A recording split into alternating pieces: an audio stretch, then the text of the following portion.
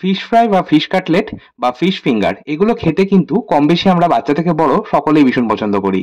তবে fish fry, fish cutlet বা fish finger বানানোর জন্য সাধারণত প্রয়োজন পড়ে ভেটকি মাছ। তবে ভেটকি মাছ যেহেতু ভীষণ দামি একটা মাছ, সেজন্য সাধারণত আমরা ভেটকি মাছ দিয়ে ফিশ ফ্রাই বা ফিশ কাটলেট যখন ইচ্ছা তখন বানিয়ে খেতে পারি না।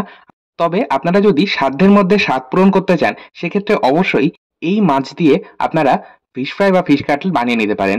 আজকে যে আমি রেসিপিটা শেয়ার করছি সেটা হচ্ছে লোটে মাছের ফিশ ফ্রাই বা ফিশ কাটলেট। আমি যেভাবে বানাবো আজকে এই ফিশ কাটলেটটা, আপনারাও ঠিক সেইভাবে বানান, তাহলে দেখবেন একদম সাধ্যের মধ্যে স্বাদ পূরণ কিন্তু হবেই হবে। কারণ কোনো অংশেই ভেটকি মাছের ফিশ ফ্রাই বা ফিশ কাটলেটের থেকে এই মাছ দিয়ে বানালে স্বাদ কোনো অংশে কম হবে না। আর দামও কিন্তু একদম সাধ্যের মধ্যে। বাজারে বর্তমানে ভেটকি মাছের যা দাম তার অর্ধেকও কিন্তু এই লোটে মাছের দাম নয়। কাজেই এই মাছ দিয়ে ফিশ ফ্রাই বা ফিশ কাটলেট বানিয়ে নেওয়া যেতে পারে। আজকে আমি লোটে মাছের ফিশ ফ্রাই বানানোর জন্য লোটে মাছ কিভাবে পরিষ্কার করতে হয় বা কিভাবে লোটে মাছটাকে আমাদের প্রিপেয়ার করতে হবে ফিশ ফ্রাই বা ফিশ কাটলেটের জন্য, সেটাও কিন্তু আমি শেয়ার করব। এর আগেও আমি লোটে মাছ কিভাবে কাটি আমি বাড়িতে সেটা দেখিয়েছি। তবে আজকে আরো একবার দেখিয়ে দিচ্ছি। বলে দিচ্ছি, প্রথমেই আমি মাথাটা বাদ দিয়ে দিলাম। লোটে মাছের মাথা কিন্তু খায় না, তো কাজেই সেটা আমাদের বাদ দিয়ে দিতে হবে। আর এরপর একে একে যে কটা ডানা বা পাখনা রয়েছে সেগুলো বাদ দিয়ে দিতে হবে। আর লেজটাকেও কিন্তু কেটে বাদ দিয়ে দিতে হবে। এরপর মাছের গলার কাছে একটা বোতামের মতন কাটা রয়েছে, সেটাকেও কিন্তু বাদ দিয়ে দিতে হবে। তারপর আমি একটা ছুরির সাহায্যে মাছের একদম মাঝ বরাবর কেটে নেব বা পেটটাকে চিরে নেব। তারপর মাছের যে মোটা কাঁটাটা থাকে, একদম মাঝ বরাবর যে কাঁটাটা থাকে, সেটাকে আমি এইভাবে আলতো হাতে ছুরির সাহায্যে বার করে নেব। আর এই মোটা কাঁটাটা বার করে দিলেই কিন্তু এই মাছের মধ্যে আর কোনো কাঁটা থাকে না। মোটা কাঁটা মানে একটা কাঁটাই কিন্তু এই মাছের মধ্যে থাকে। আর এই কাজটা করতে একটু সময় লাগে ঠিকই, তবে এরপর যখন আমরা খাবারটা বানিয়ে খাবো তখন কিন্তু এই কষ্টের কথা একদমই মাথায় থাকবে না। এতটাই সুস্বাদু খেতে হয়। যাই হোক, মাছ কেটে নেওয়ার পর বা ডিবোন করে নেওয়ার পর আমি মাছ কিন্তু একবার জল দিয়ে ধুয়ে নিয়েছি। আর মাছগুলো ধুয়ে নেওয়ার পর আমি মাছের এই ফিলেটগুলো আমি কিন্তু একটা তাজালের ওপর রাখছি। অবশ্যই নিচে একটা থালা দিয়ে দিয়েছি। এই মাছের মধ্যে না প্রচুর জল থাকে, সেই জলটা আমাদের ঝরে গিয়ে একদম ওই থালার মধ্যে জমা হবে। আর এই মাছ কিন্তু রান্না হতে বা কুক হতে বা পারফেক্টলি সেদ্ধ হতে কিন্তু খুব কম সময় লাগে। এর আগে আমি মাছের ঝুড়ো বানিয়েছিলাম, তখনও আপনাদের বলেছিলাম মাত্র 20 মিনিটে আমার কিন্তু মাছের ঝুড়ো তৈরি হয়ে গেছিল। মাছটা কাটতে যে একটু সময় লাগে, মানে ডিবোন করতে যে একটু সময় লাগে, তাছাড়া কিন্তু রান্নাটা হতে একেবারে সময় লাগে না। যাই হোক, মাছের ফিলেটগুলো বানিয়ে নেওয়ার পর আমি মাছের ফিলেটগুলোকে এইভাবে দুটুকরো করে নিচ্ছি। যেহেতু মাছের সাইজগুলো মিডিয়াম, যদি খুব বেশি বড় সাইজের মাছ হয় সেক্ষেত্রে 3 টুকরো করতে পারেন। আবার চাইলে এই গোটা মাছটা দিয়েও কিন্তু আপনারা এক একটা ফিশ কাটলেট বানাতে পারেন। তবে সেক্ষেত্রে কাটলেটগুলো বেশ বড় হয়ে যাবে, সেই জন্য আমি এইভাবে দুটুকরো করে নিলাম। আচ্ছা, এবার একটা মশলা বানাবো, তার জন্য গ্রাইন্ডিং জারের মধ্যে নিয়ে নিচ্ছি পেঁয়াজ। এখানে দুটো মাঝারি সাইজের পেঁয়াজ পাতলা করে স্লাইস করে কুচানো রয়েছে। এরই মধ্যে নিয়ে নিলাম মোটামুটি 18 থেকে 20 কোয়া রসুন।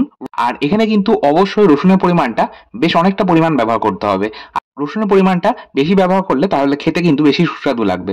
যাই হোক, রসুনের পাশাপাশি আমি একটু আদাও ব্যবহার করেছি। আদা কিন্তু আমি হাফ ইঞ্চি মতন ব্যবহার করেছি, খোসা ছাড়িয়ে কুচিয়ে ব্যবহার করছি। আচ্ছা, এর মধ্যে আমি ব্যবহার করলাম 1 মুঠো ধনেপাতা। আজকে আমি এর মধ্যে পুদিনা পাতার ব্যবহার করব না। আপনারা চাইলে ধনেপাতার অর্ধেক পরিমাণ পুদিনা পাতা ব্যবহার করতে পারেন। ফ্রেশ পুদিনা পাতা বা শুকনো পুদিনা পাতার গুঁড়ো, যেটা ইচ্ছা সেটাই ব্যবহার করতে পারেন। তবে আজকে আমি পুদিনা পাতা ব্যবহার করব না। এর মধ্যে আমি ব্যবহার করব কাসুন্দি। এখানে 1 চামচ কাসুন্দি ব্যবহার করেছি, মানে 1 টেবিল চামচ কাসুন্দি ব্যবহার করেছি। আচ্ছা, এরই সাথে আমি এর মধ্যে ব্যবহার করেছি একটা কাঁচা লঙ্কা, ঝাল বুঝে কাঁচা লঙ্কা ব্যবহার করবেন। ব্যবহার করেছি মোটামুটি 1 চা চামচ গোলমরিচ গুঁড়ো আর 1/2 চা চামচ গরম মশলার গুঁড়ো আর সামান্য লবণ। এখানে মোটামুটি আমি 1/2 চা চামচ লবণ দিয়েছি, আপনারা স্বাদ মতন লবণ ব্যবহার করবেন। এবার এই সমস্তটা আমি মিক্সিং জারের মধ্যে পেস্ট করে নিলাম, তবে কোনো রকম জলের ব্যবহার ছাড়াই কিন্তু পেস্টটা করেছি। এবার এই বেটে নেওয়া মশলাটা আমি দিয়ে দিচ্ছি আগে থেকেই ফিলেট করে রাখা মাছের টুকরোগুলোর ওপর। মাছের টুকরোগুলোর সাথে খুব ভালো মতো মশলা মাখিয়ে নেব। আর মাছ কিন্তু মশলা মাখিয়ে খুব বেশি সময় রাখার প্রয়োজন নেই, যেহেতু এই মাছ কিন্তু ভীষণ নরম প্রকৃতির মাছ। তো সেই জন্যই খুব বেশি সময় ধরে মশলা মাখিয়ে রাখার প্রয়োজন নেই। জাস্ট 15 থেকে 20 মিনিট আমি রেখে দেবো। এবার সেই সুযোগে আমি একটা ব্যাটার তৈরি করব। তার জন্য একটা পাত্রের মধ্যে নিয়ে নিচ্ছি বেসন। এখানে আমি 4 টেবিল চামচ বেসন নিয়েছি। বেসনের অর্ধেক পরিমাণে নিচ্ছি শুকনো চালের গুঁড়ো, মানে বাজারের কেনা চালের গুঁড়ো ব্যবহার করছি 2 টেবিল চামচ। বেসন যা নেবেন তার অর্ধেক পরিমাণ নেবেন চালের গুঁড়ো, আর তারও অর্ধেক পরিমাণ ব্যবহার করবেন কর্নফ্লোর বা অ্যারারুট। এখানে আমি 1 টেবিল চামচ অ্যারারুট ব্যবহার করেছি। আর এরই মধ্যে আমি এখন ব্যবহার করছি স্বাদের জন্য 1/2 চা চামচ মতন লবণ আর 1 চা চামচ গোলমরিচ গুঁড়ো। এবার এই শুকনো উপকরণগুলো মিশিয়ে নিচ্ছি। আচ্ছা, আরেকটা যেটা আমি বলবো, এখানে কিন্তু আমি আজকে বেসন ব্যবহার করছি। আপনারা কিন্তু চাইলে এখানে ময়দার ব্যবহার করতে পারেন। সাধারণত আমরা যখন ফিশ ফিঙ্গার বা ফিশ কাটলেট বা মাছের চপ বানাই, তখন আমরা বেসনের ব্যবহার খুব একটা করি না।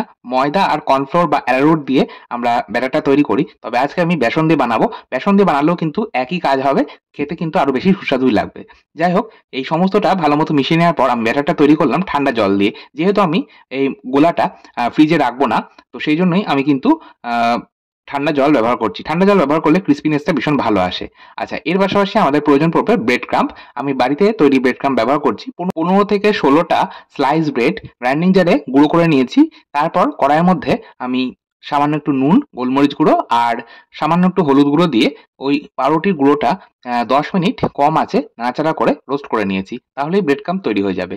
আচ্ছা, অপরদিকে আমাদের ওই যে মাছের মধ্যে মসলা মাখিয়ে রেখেছিলাম, সেটা ম্যারিনেট করা হয়ে গেছে, মানে মাছটা আমাদের ম্যারিনেট করা হয়ে গেছে। এখন একটা প্ল্যাটারের মধ্যে আমি নিয়ে নিচ্ছি ময়দা। এখানে আমি নিচ্ছি ৪ থেকে ৫ টেবিল চামচ ময়দা। আর এখানে আমি ময়দা ব্যবহার করছি। আপনারা কিন্তু চাইলে ময়দার পরিবর্তে বেসন ব্যবহার করতে পারেন।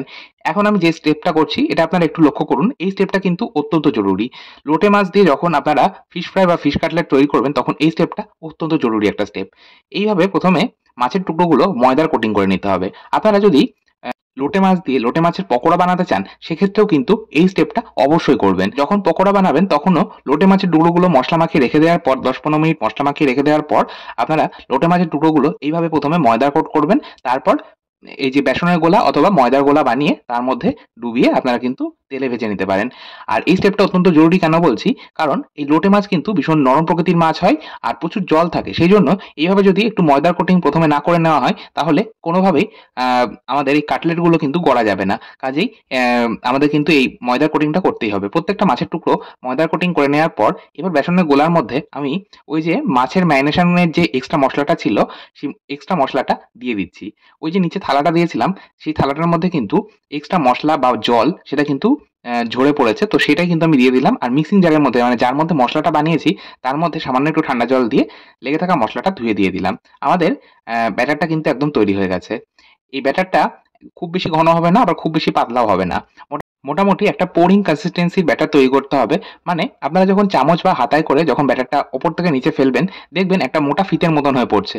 তখন বুঝতে হবে ব্যাটারটা পারফেক্টলি তৈরি হয়েছে। যাই হোক, এবার ওই যে ময়দার কোটিং করে রাখা মাছের টুকরোগুলো ছিল, এবার একটা একটা করে নেব আর কাটলেট করে নেব। ১ম এ আমি একটা মাছের টুকরো নিয়ে আমি ওই যে বেসনের গোলাটা বানিয়েছি, যদি আপনারা ময়দার গোলা বানান তাহলে ময়দার গোলা তার মধ্যে দিয়ে দেবেন। দিয়ে একটা কোটিং করে নেওয়ার পর ব্রেড ক্রাম্বের মধ্যে দিয়ে দিতে হবে। ব্রেড ক্রাম্বের মধ্যে দেওয়ার পর আবারও এটা আমি কিন্তু ওই বেসনের গোলার মধ্যে দিয়েছি। বেসনের গোলার মধ্যে দেওয়ার পর আবারও আমি এর মধ্যে মানে ব্রেড ক্রাম্বের মধ্যে দিয়ে কোটিং করে নিয়েছি। এইভাবে ডবল কোটিং করতে হবে। বিশেষ করে এই লোটে মাছ দিয়ে যখন আপনারা ফিশ ফ্রাই বা ফিশ কাটলেট বা চপ বানাবেন, তখন অবশ্যই ডবল কোটিং করবেন। না হলে এটা কিন্তু তেলে দেওয়ার সাথে সাথে ফেটে যাবে। চাইলে আপনারা ট্রিপল কোটিংও কিন্তু করতে পারেন, মানে ৩ বার কিন্তু এই প্রসেসটা করতে পারেন। যাই হোক, আমাদের এইভাবে সমস্ত কাটলেট গড়ে নিয়েছি। আর এইভাবে ডবল কোটিং করে নেওয়ার পর আপনারা হাত দিয়ে বা খুন্তি মাথা দিয়ে কাটলেটের শেপটা দিয়ে নেবেন। কাটলেট সাধারণত একটু ডায়মন্ড শেপের হয়ে থাকে বা চৌকো শেপের হয়ে থাকে। আপনারা সেইভাবে শেপটা দিয়ে নেবেন। আর যেটা বলছিলাম, এখানে কিন্তু আমি শুধুমাত্র কাটলেট নয়, ওই একইভাবে কয়েকটা লাস্টে মাছের টুকরো বেঁচেছিল, যেগুলো আমি ফিশ ফিঙ্গার মতন বানিয়ে নিয়েছি, মানে লোটে মাছের ফিশ ফিঙ্গার মতন বানিয়ে নিয়েছি। যাই হোক, আমাদের কাটলেট কিন্তু একদম তৈরি। এবার আমরা ভেজে নেব কাটলেটগুলো। কাটলেটগুলো চাইলে আপনারা এয়ার ফ্রায়ারে ভেজে নিতে পারেন। এয়ার ফ্রায়ারে কিভাবে সম্পূর্ণ তেল ছাড়া কাটলেট ভাজতে হয়, সেটা কিন্তু আমি এর আগে একবার শেয়ার করেছি। আপনারা চাইলে একবার চেক করে নিতে পারেন। আর এবার আমি তেলের মধ্যে ভেজে দেখাচ্ছি কাটলেটগুলো। একইভাবে তেল ভালোমতো গরম করে নেওয়ার পর আমি একটা একটা করে কাটলেট ছেড়ে দেবো। আর গ্যাসের ফ্লেমটাকে মিডিয়ামে রেখে মোটামুটি ৪ থেকে ৫ মিনিট সময় ধরে কম আঁচে ভেজে নেব। এতে করে ভেতরের মাছটাও কিন্তু সম্পূর্ণ সুসেদ্ধ হবে।